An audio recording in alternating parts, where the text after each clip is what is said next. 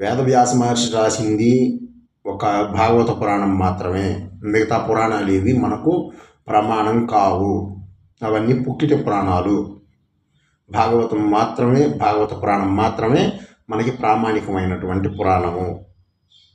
వాల్మీకి వారు రచించినటువంటి రామాయణం మాత్రమే మనకి ఇతిహాసం.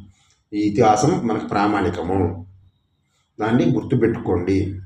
వీళ్ళు ఈ దొంగ సన్యాసులు, దొంగ బాబాలు, దొంగ గురువులు, దొంగ జగద్గురువులు, వీళ్ళందరూ చెప్పేటువంటి దొంగ బ్రాహ్మణులు అనేసి అంటాను. వీళ్ళు బ్రాహ్మణులు కారు, బ్రాహ్మణులము అని చెప్పుకునేటువంటి వాళ్ళు.